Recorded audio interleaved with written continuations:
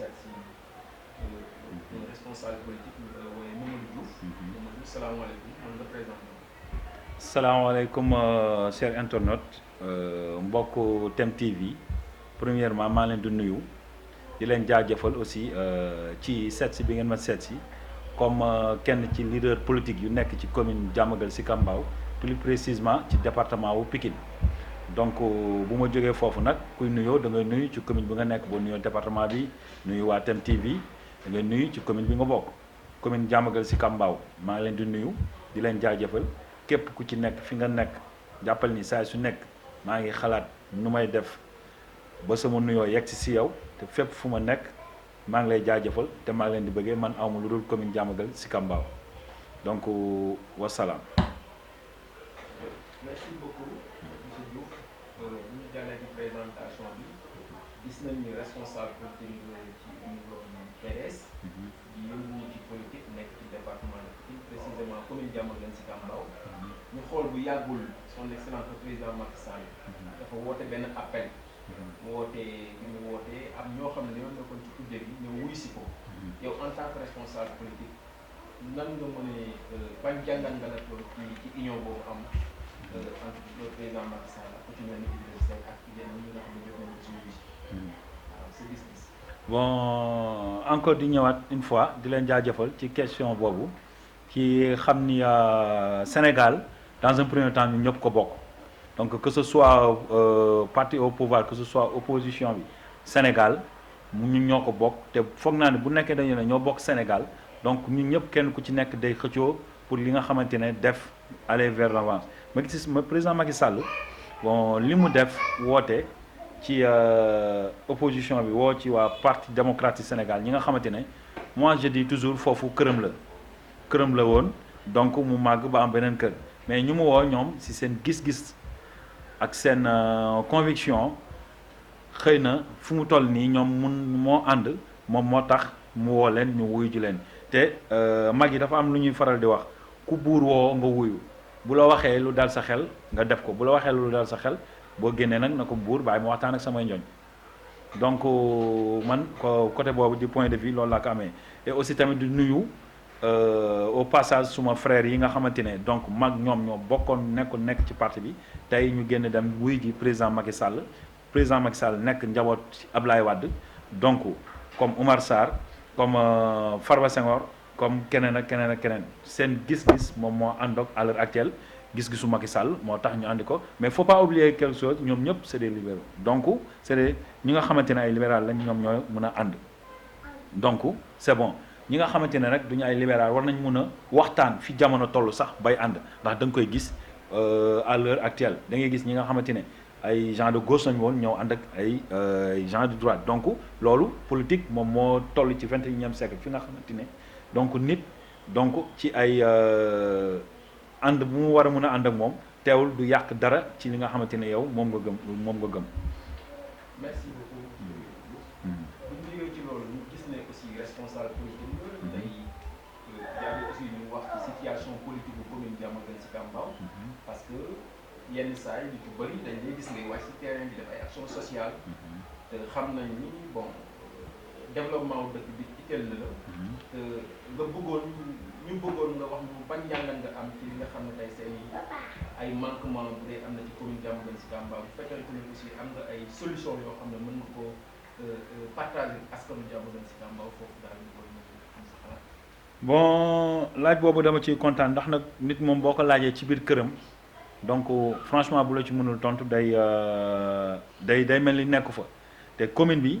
comme ni nga ko waxee yàlla def na ni toujours maa ngi fa matin midi soir donc nekk bi ma fay nekk ak xam li nga xamante ne weesuwul samay bët ak lu nekk samay ginnaaw bët ñu ma koy nettali te du ma ko fekkee donc luy problème mu commune Diamaguène Sicap Mbao man moom mooy sama préoccupation benn ci moom mooy nekkin bi comme ni nga ko waxee sànq dimbali nit ñi socialement donc commune bi nekk na donc commune bi nga xamante ne bokk na ci commune yu gënoon dool ci nekk ci biir Sénégal plus précisément Dakar donc kon commune boobu pour nga dimbali leen donc il faut ngay def social te social boobu boo koy def nag da ngay dem vers nit ñi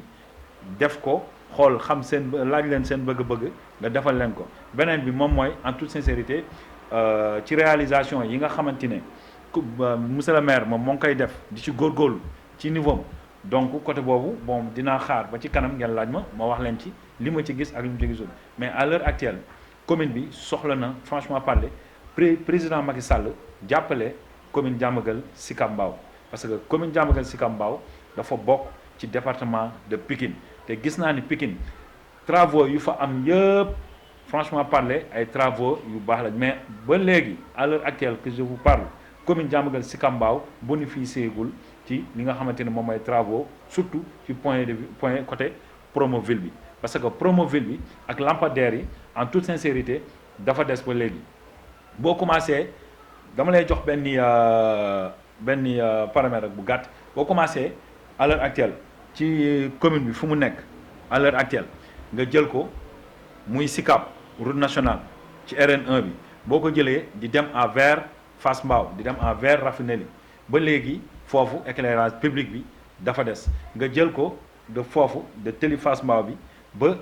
ci route RN1 bi ba biir Fass Mbao aussi tamit l'éclairage public daa des et aussi tamit toujours lu may wax nawet bi jeex na nawet bi amoon nañ problème mais nawet bi jeex na heure bi la ñuy préparer pour bu nawet bi ñëwee hivernage ñëwee au moins du ñu sonn à 100% parce que boo xoolee commune bi en toute sincérité inondation da koy sonal chaque année te loolu donc maa ngi ñaan le président de la République de tous les Sénégalais bu mu xool ci ki nekk fii wala ku nekk fële réalisation yi muy def jagleel ko Sénégalais yi commune Diamaguène Sicap Mbao taxaw na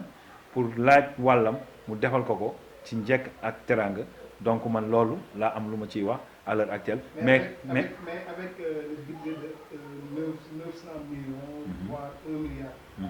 tey moom lay dégager commune Diamaguène Sicap Mbao. donc te boo xoolee Diamaguène Sicap Mbao donc ci sa xalaat yow est-ce que tey bilan wu tey maire actuel maire. ndax ñu koy tirer positivement wala ñu koy tirer négativement d'après li ñu ko faral di 2014. bon je dis pas man li may wax xam nga nit mënul def lu weesuwul ambition man quand tu dis qu'un budget annuel de 900 millions voire 1 milliard ci commune boo xamante ne 79 quartiers la là en toute sincérité man bu doon man je vais pas le faire parce que qui dit 79 quartiers bëgg am benn budget voté benn budget boo xamante ne bu 900 millions la voire 1 milliard c'est tellement léger en toute sincérité à l'heure actuelle ci dëkk bu ñu toll avec les sources problèmes yi nga xamante ne ñoo ngi ci commune bi te commune bi faut pas oublier commune bi la dafa am beaucoup de ressources yoo xamante ne war nañ fa mën a génnee xaalis sans pour autant sax ñuy dem ci phase création de ressources bi création emploi des jeunes et cetera donc man li may wax foofu man je suis pas d'accord bilan boobu ñoom ñoo ko tiré parce que peut-être ils ont peur de quelque chose soit dañ la fal say ambitions ne sont pas nombreux pour nga couvrir les 79 quartiers wala bu ñu lay fal xamoo ni woon sa loxo da ngay taal sa loxo pour ñu teg ci sa loxo 79 quartiers yoo xamante ne plus précisément lu ci ëpp c'est des quartiers flottants ñu baal ma ci wax ji te loolu c'est un travail boo xamante ne c'est facile à faire parce que man mii di wax ak yow j'ai fait droit foncier def naa droit foncier xam naa quartier populaire quartier périphérique quartier résidentiel quartier nangam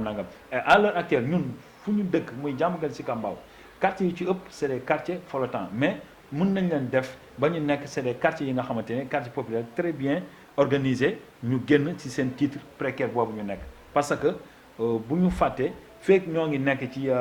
benn titre bu précaire ci 79 quartiers yëpp commune bi pour investisseur dugg fi porter ko day compliqué mais seul le maire moom moo mun a jàpp jël loxoom ànd ak équipe am ànd ak population bi imprégné leen si wax leen population bi wax suñu seeni problème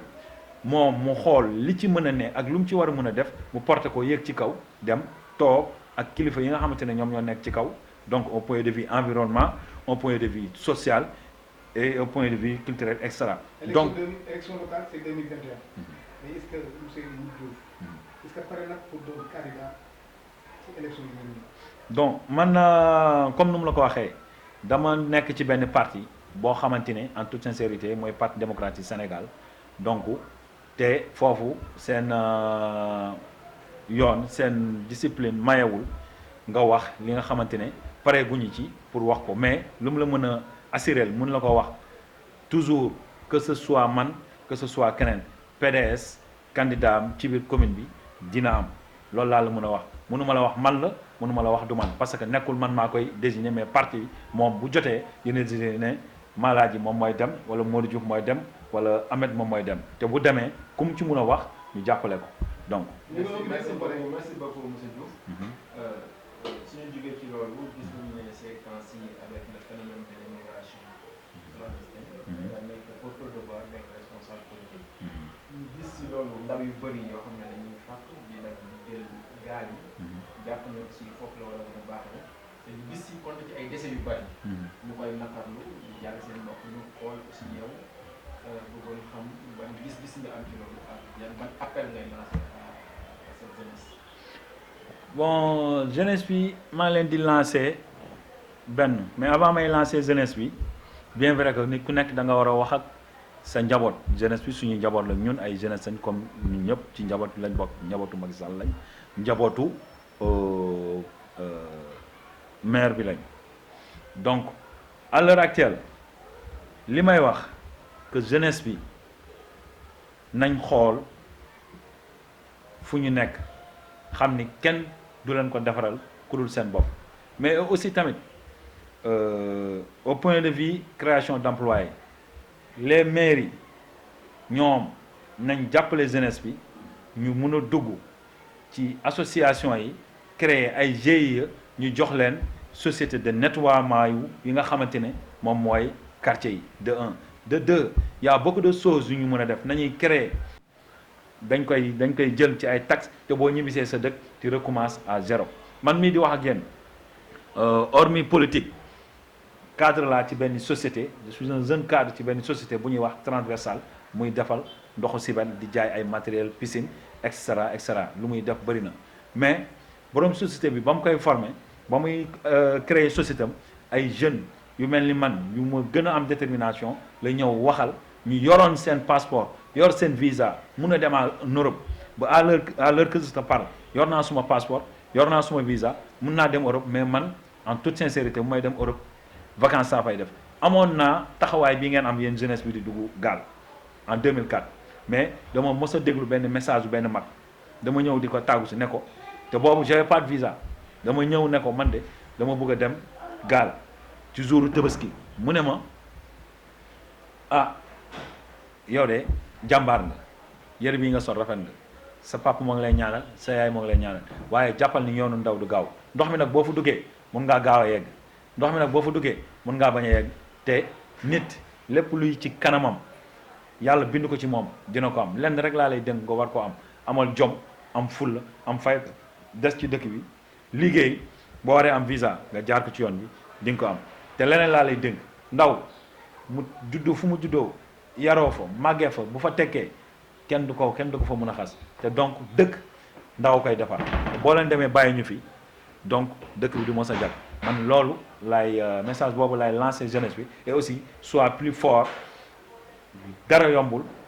di courage nañ leen góorgóorlu jàpp suñuy loxo liggéey. merci sa dernier mot. bon xanaa di leen jaajëfal yéen waa TEM TV di kontaan ci ñëw bi ah sama frère Bamba Touré ah koo xamante ne franchement parler du ma manqué ci di ko ñaanal. Ahmed Diouf aussi tamit jeune bu xam nu mu bëgg di leen ñaanal ne TEM TV jàpp leen ni daal moom mooy télé bi nga xamante ne moo ngi ci internet bi di teg ay émissions yi nga xamante ne c'est pour aller vers l'avant. yal na leen yàlla defal jàmm wasalaam.